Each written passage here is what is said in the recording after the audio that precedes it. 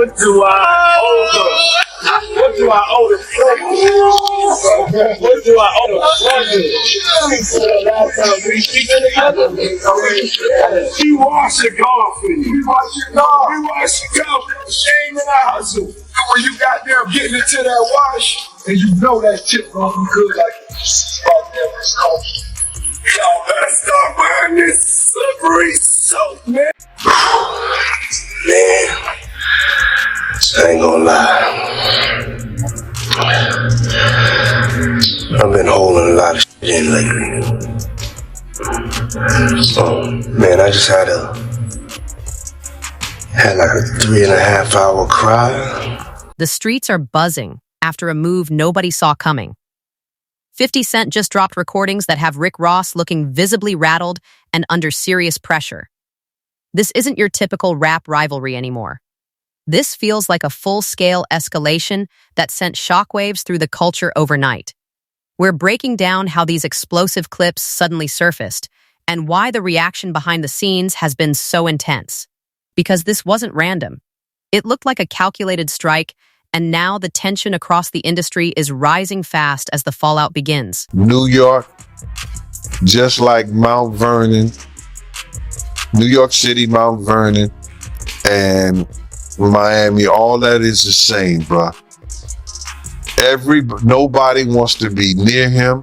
Nobody wants to touch what he touched, be where he at. You understand?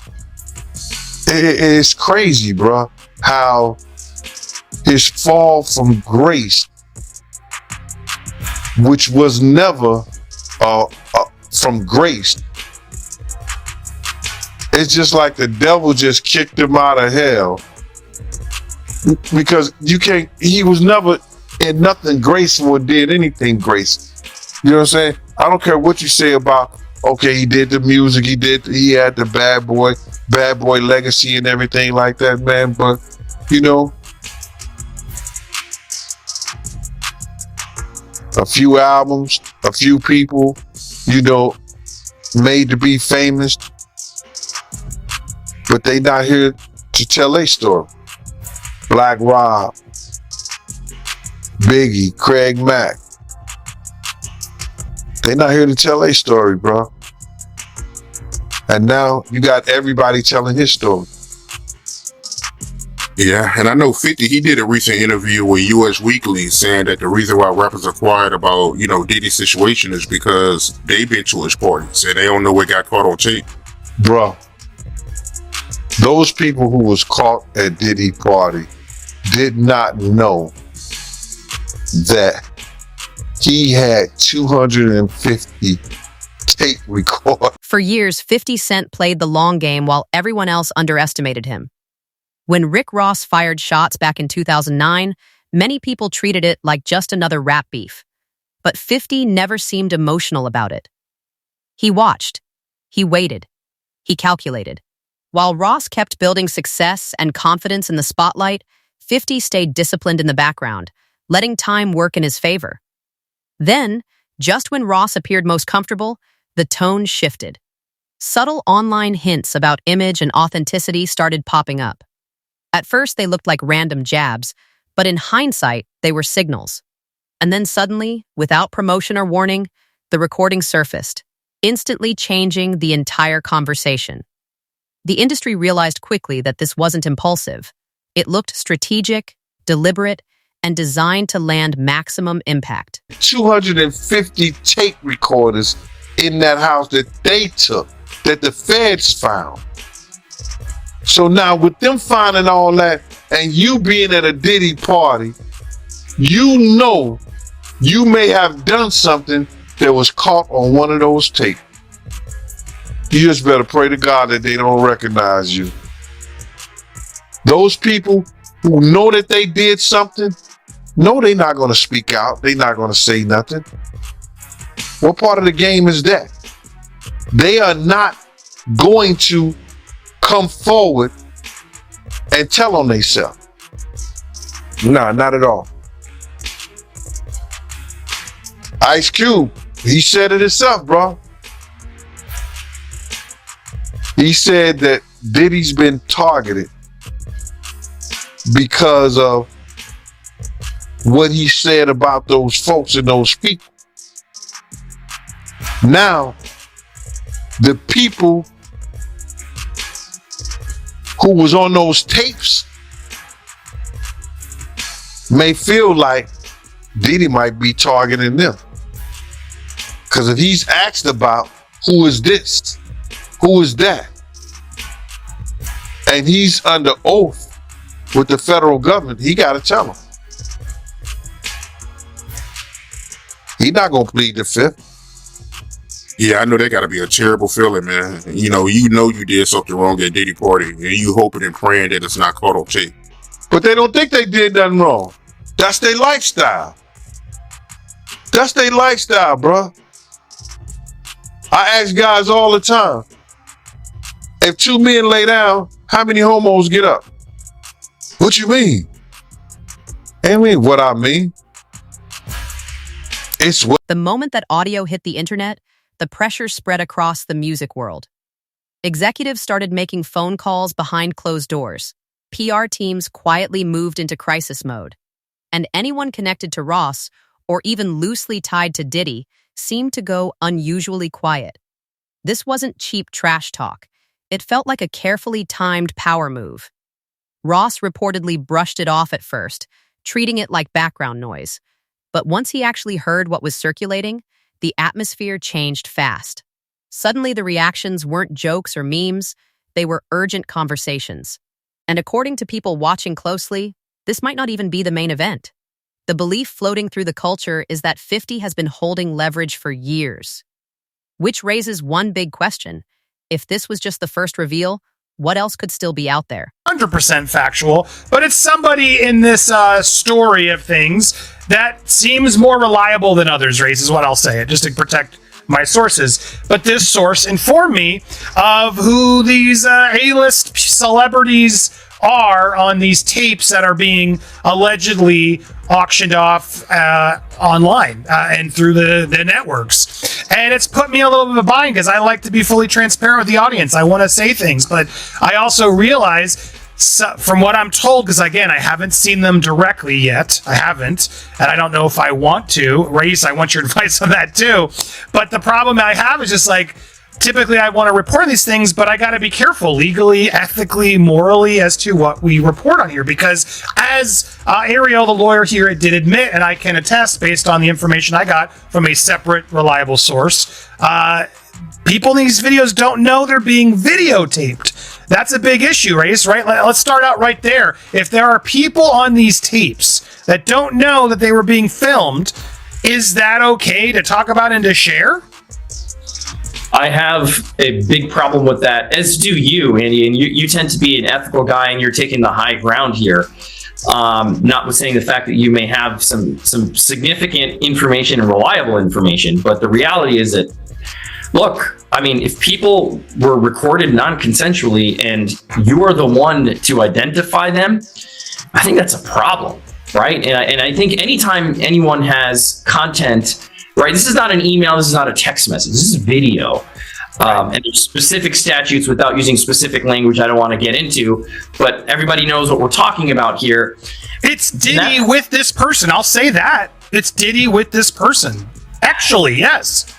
Yeah, and see, the problem is, again, like non-consensually recorded, you've got a victim here who may not want to be publicly identified. That's the problem. That's the problem. And they have a right to proceed if they want to, whether it's criminally or civilly, without being identified, because we know what's going to happen. As soon as they identify themselves, there's going to be a bunch of people that come out of the woodwork who are going to unequivocally harass them and claim that didn't happen, and they're making stuff up. And there's the victims that we want to protect here, and that's significant. Well, it's interesting because here's why I wanted to have this conversation, because I know a lot of you are like, Andy, just say it. No, I'm not going to say them, but I wanted to have this conversation as to why we're not saying it and why I think others haven't yet said it, Reese, because, again, legally, ethically, morally, it's just not right. Now, there's an argument I've had with people who are like, well, they knew what they were doing with Diddy. Like, these were consensual acts. Like, they knew, and he filmed other times. So I don't know what the big deal is. It's going to come out. It's going to come out is what I keep hearing from other reliable sources. It may, guys, it may come out, but it's not going to come out via me. That's just to warn you all, because I don't think it's wise for us to put out something like you just confirmed it without the consent of the other person in the video. Because again, from what I'm gathering based on some of these, The controversy has also revived old questions about Ross's past. Over the years, Rick Ross has repeatedly pushed back against claims about his early connections and associations. But the recordings that surfaced seem to challenge parts of that narrative, linking him to conversations involving Diddy in ways that critics say go beyond casual encounters. In the audio, Ross reportedly speaks confidently about behind-the-scenes arrangements with rising artists, comments that some observers believe hint at a broader pattern. That's exactly why the reaction has been so intense. Material like this doesn't just stir gossip. It raises serious questions about credibility and long-standing stories surrounding his rise in the industry. Baby oil that they took 1,000 bottles away from his house. If the government took 1,000 bottles of baby oil and somebody had things what appeared to be baby oil, and then you have to listen to the prosecutor. He said that they seized 1,000 bottles what allegedly to be baby oil. Allegedly to be baby oil. So that's telling people that it wasn't baby oil. And people think that that was baby oil, they out their mind. I don't believe it was baby oil. Yo, bro, when they went up in there, they knew what they was gonna find. They knew what was ever in that baby oil or that those bottles that appeared to be baby oil, they knew about that at first. You got to realize 9 times out of 10, that individual that got caught at the airport, that was supposed to be their carrier, told them what they was doing and what they had. I wouldn't put it past that he told them everything. So when they went up in there, they knew they had to take whatever was out there, and that thing that appeared to be baby oil, they took that. They got to test every last one of them. Let's see how much, let's see how many of those come back to be baby oil. Bro, listen to me. Costco don't sell that much baby oil. Where you know sell that much baby oil? Yeah, I don't know any store that sell that much baby oil. I know Costco, they came out and said that they don't even sell baby oil. My sentiments exactly. But you personally, right, what do you believe was in the baby oil? If you ever seen a massage parlor being raided and they walking out the people, do they take the massage oil with them when they go? No, they just walk out the people who are being arrested. A person getting arrested and the people being arrested in those brothel houses. Do they take out the stuff in the brothel houses? No, they don't. They take the individuals who are being arrested out the brothel houses. For them to take 1,000 bottles of baby oil, it's like that they did not leave one. They left people there, but they ain't leave not one bottle. Nobody needed no baby oil. So my whole thing about it is that there was something in that other than baby oil. That's why they took all the bottles. And 9 times out of 10, if I would give it a wild guess, it was, and like some of the people told me, it was probably that GHB. What's that? I think it's gamma hydrox.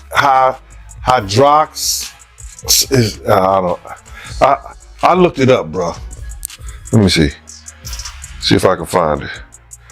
I know this is your show and everything like that, but oh no. Let me. Yo, somebody tap dance or sing or do something, you know what I'm saying, while I'm doing this. Oh, here it go right here. It's gamma hydroxy butyric. What is it effect on the body? It's a euphoria, drowsiness, decrease anxiety and memory impairment. It works on the nervous system and gives you this feeling of euphoria. So they take that and rub it on it, and you forget who you are, what you're doing. It can also give you memory loss, drowsiness, and that's under the DEA, the Drug Enforcement Administration. Across the industry, insiders describe the moment as watching a slow-motion unraveling play out in public. Behind the scenes, Ross's team quickly shifted into damage control mode, trying to figure out how far the fallout might spread. And the timing couldn't be worse.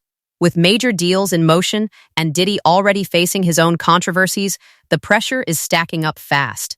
These recordings aren't just fueling conversation. They potentially threaten brand partnerships, business relationships, and a reputation built over years. Every attempt to downplay the situation seems to bring more attention to it. And the moment Ross realized how widely the clips were spreading, the situation reportedly shifted from manageable tension to a full-scale crisis. Activities together is what this is. And again, that's a potentially outing of somebody as well. You know what I mean? There's so many things here that happen in releasing of this private consensual moment that while salaciously everybody wants to know, and people are messaging me all the time, Andy, who's what? And it's like, I'm not gonna say, because there seem to be way too many things that these people in the tapes, whether consensual, whether they, whatever, didn't agree to put out there. And I would think that's a legal issue too for anybody who puts these out first, no? Yeah, you nailed it. You can't without the consent of the victim. That's the problem. Somebody thinks that somebody has no idea, right? You said, well, didn't they know they're being recorded? No. I mean, in these situations, the assumption is they did not know. And that's what we believe right now, is the victims did not know that they were being recorded. If the victim comes out and says, okay, yes, I knew I was recorded, and a statement is provided, that's a different story. But of course, you don't know that. So you, Andy, probably can't be the one to break that ice and be like, well, this is what I heard and this is what I know, and so I'm going to say it. And there's all kinds of hairy legal issues on that, right? With privacy and intrusion on seclusion is what we call it. It's a privacy violation. There could be defamation implications. There could be criminal implications. So you're doing the right thing by treading carefully, and I think more people should do this rather than get into speculation. Now, if you see the videos, even still, right? If somebody takes not to interrupt, but that's the question. Like, am I allowed to see these videos? Like, if I were to ask this source, show me the videos, do I put myself in worse legal jeopardy? That's another distinct legal issue, right? It's like you're watching something that someone didn't know they were being recorded of doing, right? And so it's dicey. It's dicey. Now, it would be different if you were an attorney and somebody's coming to you for purposes of defense or prosecution of a claim, a civil claim, or the filing, of some action to recover damages. That's a little different. But for purposes of, hey, look what I got, juicy gossip, and there are reporting outlets that I won't mention that will do stuff like this. I don't know that it's the smartest thing to do. I don't know that it's the careful thing to do, that's for sure, or it's the ethical or moral thing to do. Yeah, it is exactly. I'm not a lawyer, but maybe this source will show you, and then you can verify what we know. But here's the other problem. Even if we verify what we know, like as I watched what Ariel, the lawyer, got these tapes, and even, again, I don't want to get into the details, any remote details that could help explain or allude to even more of theories that are out there, or, debunk or confirm. But I will say, hearing what I heard, which again isn't confirmation, but hearing what I heard, it makes me dislike what Ariel's doing even more, because I think there are going to be people out there, if this information does get out in some way, that are going to deny that these people are victims, that they're going to try to say, oh no, they're just consensually and they were hiding this affair and yada, yada, yada. And I don't see it that way personally. I mean, granted, I haven't seen or know, like, this isn't somebody involved, from what I've gathered in these tapes, of them, doing it to others in a way, criminally, like we've heard in some of these suits. This is just, it almost feels like, again, if it's real, like blackmail material that Diddy keeps to sort of hold over these people's heads. And to me, that's awful to the people in it, whether they agreed or knew or whatever. It still just feels like That's no one's freaking business. And maybe they were doing it for reasons we don't know. Just because we saw the tape doesn't mean they weren't feeling pressured in other ways, right? So it's a heavy and complicated thing, but it's not a hard decision to say, I can't. According to industry chatter, Ross's camp moved quickly to contain the damage, attempting takedowns while the recordings were already spreading across social platforms. In the scramble to regain control, questions reportedly started flying about who captured the audio in the first place. But by then, the momentum had already escaped containment. As restrictions appeared on some platforms, new accounts and reposts kept the conversation alive. Legal teams were pulled in. Business partners started keeping a little distance. And the situation only grew more complicated as other artists got dragged into the narrative, reviving old rivalries and reopening debates about deals, numbers, and authenticity.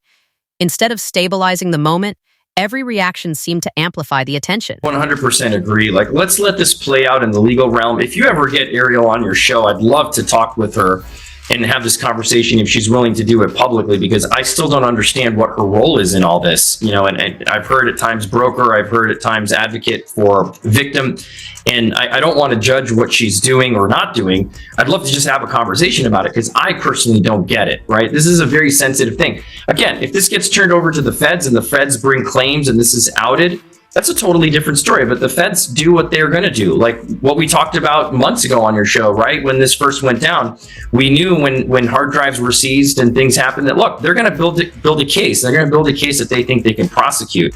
It's not for us to speculate what's there or what's not.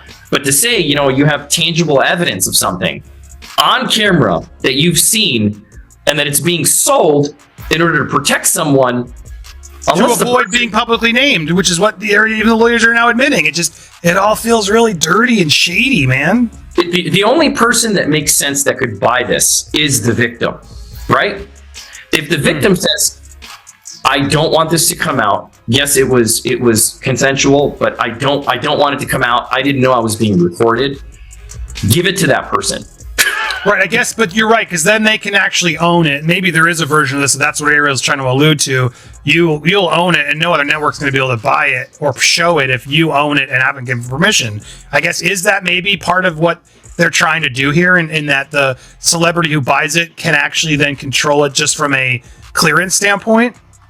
Yeah, I mean, look, it still raises some legal concerns, right? Because let me say it this way. If this was a transaction, if this is a business transaction wherein the victim is then acquiring the exclusive rights to this tape or tapes, and that the person who recorded it is avowing that they will not use it, I don't know where that leaves P. Diddy and the feds, right? But they have an independent right to bring this stuff to light if it gets prosecuted. But my point is, if you're transferring legal rights of this consensual or non-consensually recorded tape to the victim, I think that's a better position to be in. But then the question is this person even in a position to be able to buy the tape, right? Are they a high-level celebrity?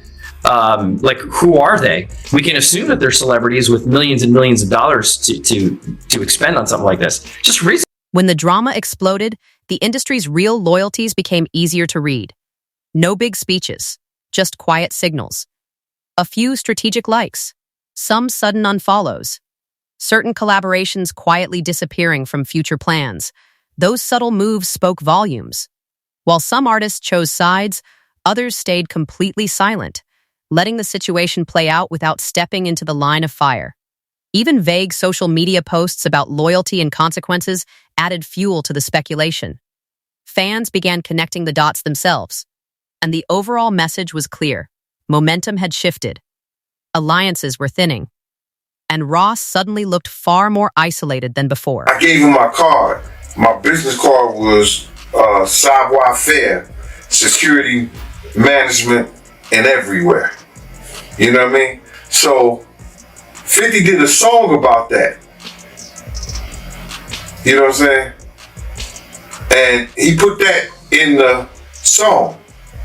And some years, about a year or so ago, not even a year or so ago, he said that when he dropped my name, he said, yo, I got the savoir-faire, I got that from Big Gene. He been trying to tell y'all about this puff shit years ago. But But 50 was the type of dude that if you knew he was with you, he was with you. Even back then, he had your back whether he was security or whatever you did. If he was with you, he was with you. And that's what you gotta love about him. You know what I mean? You ain't gotta question his loyalty, you know what I'm saying, on some fight shit or if you in a situation. Cause he going out. Well, I guess you were hanging around him or knew him, right before he got shot. Well, what happened was that I had got some information. 50 came to my house. I tried to fit him on a vest, but I'm like, at the time I was like a 3X. And 50 was like a large, you know what I'm saying? So he couldn't really fit the vest, but I gave him a cover to try to tell him, because he had some pads, some vest pads. So I just told him what the situation was that I knew. And told him he had to watch himself because those cats was gonna come at him. You know what I'm saying? And he was like, yeah. And he was supposed to be going to Cancun. And I told him, if you come to Cancun, I got you, because I used to be down there doing security at Daddy-O's. You understand? And I had people down there that I knew that was from Puerto Rico, and they was working down there, so they should make sure when I hit the island, anything and everything I needed, I could get it right there on the island. You understand? They work directly with the syndicate. So 50 was supposed to come down there to do a show, and he didn't make it because they had shot him up. I don't know if he was coming in the first place, but he was supposed to, because he was paid half the money to come down there to perform How to Rob an Industry Cat. And when was the next time you seen him after that? The next time I seen 50 after that was at Jack the Rapper. He had blew up. Man. He was like, he was this dude and everything like that. And I was sitting in we was in Puerto Rico, and I was sitting by myself, just chilling, and he had his whole entourage with him. He came directly over to me. He like, yo, Gene. I was like, yo, what up, Fid? I said, what up, Fid? He said, what's up, man? He said, yo, put his hand out to me, and he grabbed my, he said, yo, they can't stop what God got planned. Went on about his business. And then he blew up crazy. Crazy, man. Yeah. How do you feel about 50 going so hard at Diddy with the documentaries and, what did he do to 50 that made him hate him so much, man? That's crazy. Well, I think it's just, you got to look at it like this. 50 was writing a lot of shit that made a lot of money for Diddy. And he knew back then in the day, he didn't know what he know now, but Diddy was robbing him. You understand? Mm-hmm. Bringing those kids in and say, yo, here, write this verse for me, man, for this, stuff like that, and giving them $5,000, you understand? Or $10,000, and you making $100,000 or $200,000 or maybe $2 million off of it, or $1 million, whatever the case may be. See, people call that good business. That's not good business. That's taking a person's talent, using it for your own self-indulgence, and not giving him what it's worth. When you could have been teaching these kids, you could have been helping these kids, and maybe these kids would have been helping you at the point you are right now. So, if that's the case, he have every right. But 50 is doing this for the culture. You understand? If it's going to be told. As the fallout spread, record labels reportedly moved into quiet containment mode, canceling meetings, reshuffling lineups, and making sure rival camps didn't cross paths in the same rooms. Studios adjusted schedules. Festivals reconsidered placements. At that point, the situation had clearly moved beyond personal rivalry. It had become business risk management. And when 50 Cent hinted that more material could still surface, the tension only deepened.